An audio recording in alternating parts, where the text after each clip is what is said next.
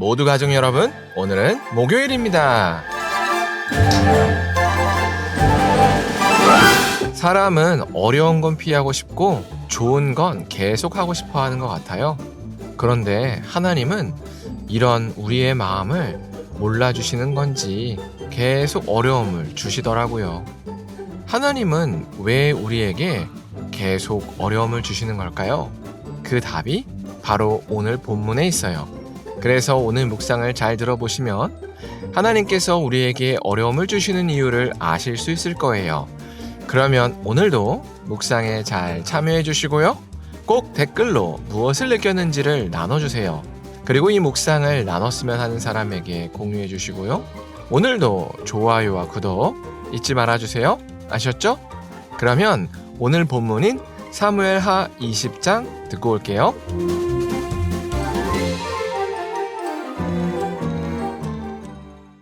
제20장. 마침 거기에 불량배 하나가 있으니 그의 이름은 세바인데 베냐민 사람 비그리의 아들이었더라.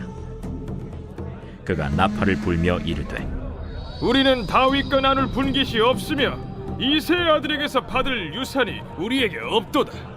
이스라엘아, 각각 장막으로 돌아가라.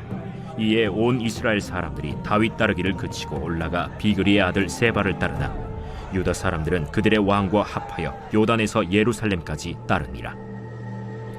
다윗이 예루살렘 본궁에 이르러 전에 머물러 왕궁을 지키게 한 후궁 10명을 잡아 별실에 가두고 먹을 것만 주고 그들에게 관계하지 아니하니 그들이 죽는 날까지 갇혀서 생과부로 지내니라.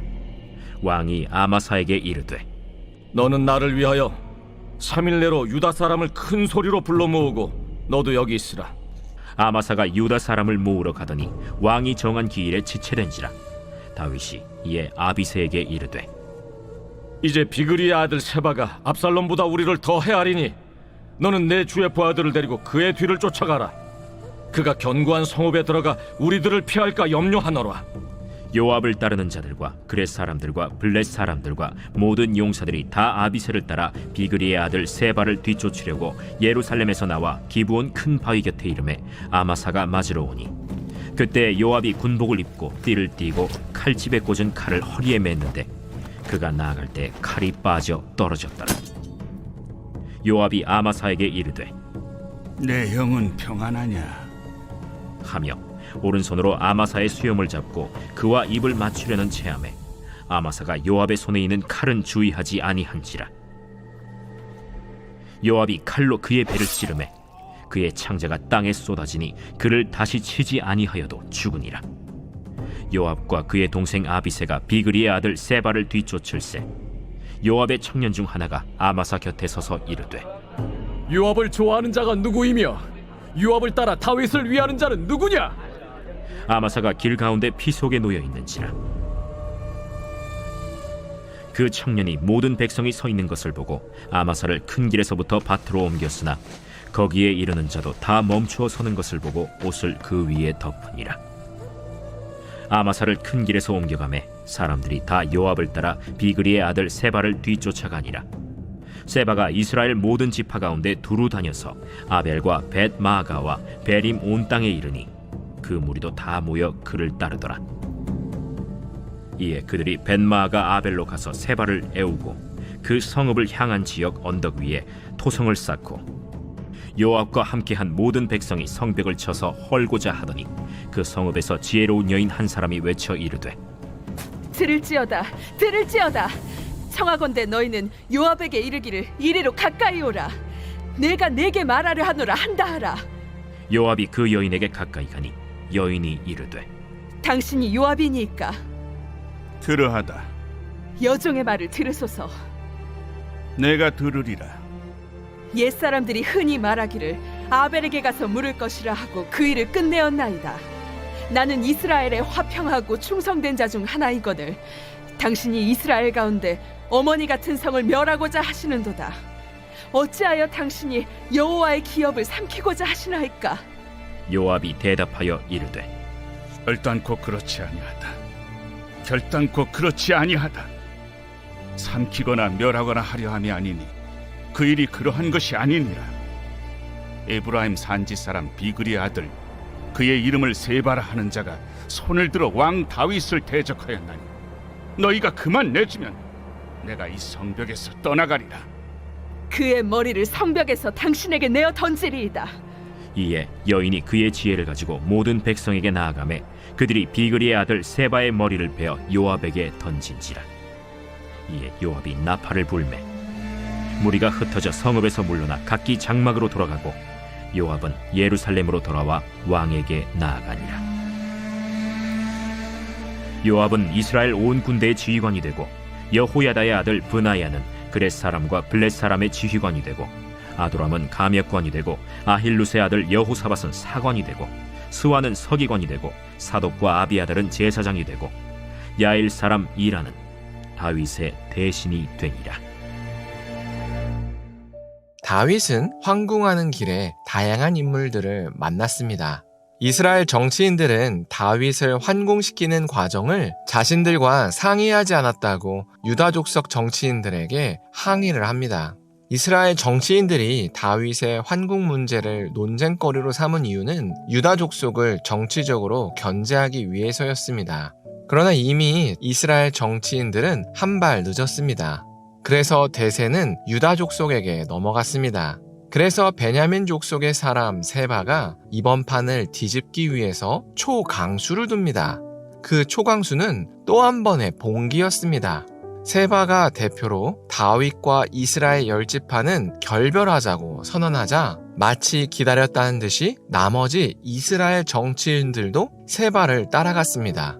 그러자 다윗은 지체하지 않고 세바 사건을 처리합니다. 다윗은 아마사에게 3일 내로 유다 군인을 모집해오라고 명령합니다.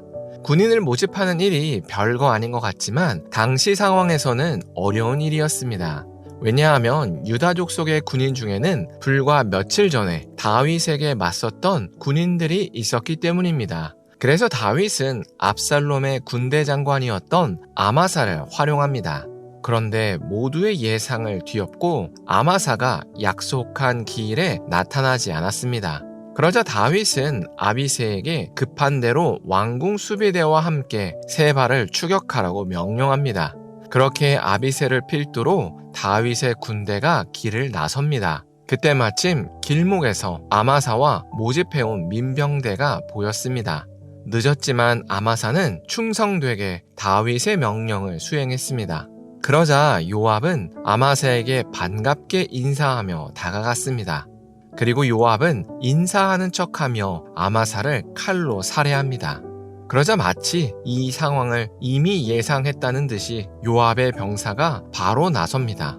그리고 아마사의 시체 앞에서 모인 군중을 향해 다윗을 따를 것인지 아닌지를 명확히 하라고 소리쳤습니다. 그러자 다윗에게 반역했던 군인들조차 이제는 다윗을 따르기로 합니다. 그러나 이는 확실히 다윗이 원했던 방법은 아니었습니다. 다윗은 하나님의 사랑으로 사람들의 마음을 사기를 원했습니다. 그러나 요압은 공포 정치로 사람들의 마음을 모았습니다.